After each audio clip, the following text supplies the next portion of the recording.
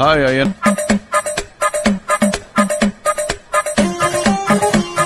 இந்த நாய் கூட சேராதன்னு எத்தனை தடவை சொன்னாலும் உனக்கு புத்தி வரமாட்டேங்குதே. சும்மா இருந்த புள்ளைய கூட்டிட்டு போய் குடிக்க வச்சு கூத்தடிச்சு கொண்டாந்துருக்க நீ. ஐயோ, ஒண்ணும் தெரியாத குழந்தை நான் கூட்டிட்டு போய் கெடுத்துட்டேன். ஏக்கா, அவன் சாராய் கடைக்கு போறான்னு சொன்னாக்கா, அங்க போனா கேவலமா இருக்கும்னு நான் தான் பிராந்தி கடைக்கு கூட்டி போனேன். சும்மா சொல்லுவாரு அவர்தான்.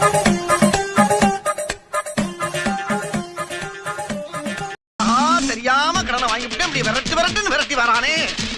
காலையில இவனால 5 கிலோமீட்டர் ஓட வேண்டி இருக்கு. கடை வாங்கினேன் போனா ஓட்டப்பந்தயத்தை சேருங்க, கப்பு வாங்கிடலாம். ஐயோ, இந்த ஊருக்குள்ள மொத்தமே 4 தெரு தான் இருக்கு. இதே ஒரு மனுஷன் எத்தனை தடவை சுத்தி வரலாம். முடியலையே, மூச்சு வாங்குது. நல்ல ஓட்டம்.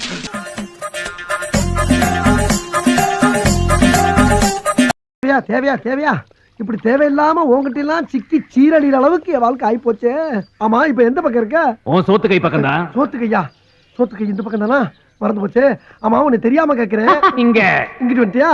சொன்ன மாதிரி ஒரு பக்கமா நின்னு சொல்ல வேண்டியதானே. கால் இல்லாத என்ன எப்படி நிக்க சொல்ற? நானே காத்தோட காத்தா அரைஞ்சிட்டு இருக்கேன். ஆமா, இப்ப ஏன் புலம்புறேன்? புலம்பாம என்ன பண்ண முடியும்? புலம்பாம என்ன பண்ண சொல்ற? போச்சுல, போச்சா எல்லாம் போச்சா.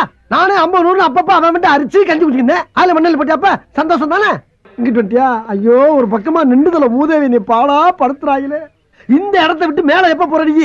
என் மகனை சந்திச்ச பிறகுதான் கிழிஞ்சிச்சு.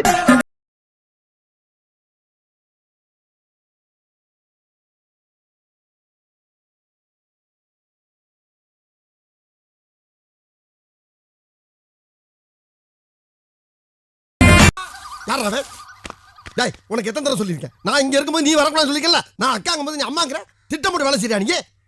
எனக்கு முன்னாடியே நீ வந்துட்டியா? என்னது முன்னால வந்துட்டியாவா? என்னடா பார்ட்னர்ஷிப் மாதிரி பேசுற? ஒன்னும் இல்ல, இங்க கிழிஞ்சிருக்கு, அங்க கிளியில. நாங்களும் பொட்டி பொட்டியா பேண்ட் ஷர்ட் எல்லாம் வச்சிருக்கிறோம். எனக்கு ரெண்டுல ஒண்ணு தெரிஞ்சாகணும். ஒரு பிச்சைக்கார பயலுக்கு இருக்க மரியாதை கூட எனக்கு இல்ல. இந்த வீட்டுல நான் யாரு? அதையே வேண்டாம் நானும் கேக்குறேன். யாரா நீ? உன் பொண்டாட்டிக்கு தம்பி, உனக்கு மச்சினே, உன் மகளுக்கு தாய் மாமன், இப்படி பல ஆங்கில மரியாதையே இல்லாம வாழ்ந்துகிட்டு இருக்க ஒரு அப்பாவி ஜீவன். தீப்பொறி, இப்ப நீ ஆவேசப்பட்டு வெளியே போன சோத்துக்கு பிச்சை எடுக்கணும். பல குப்பத்தட்டிகளை எச்சியில கிடைக்காம சுரிநாய் கூடிய வெறிநாய் கூடிய கறி வாங்க வேண்டிய கட்டாயம் ஏற்படும்.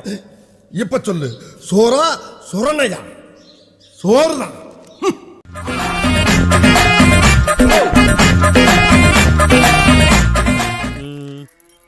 300 ரூபாய் கொடுக்கலாம். என்னடா 300 ரூபாங்கற? அது எங்க 4 பேருக்குமே பத்தாது. அப்புறம் நீங்க என்ன பண்ணுவீங்க? பட்னியா கிடப்பீங்களா?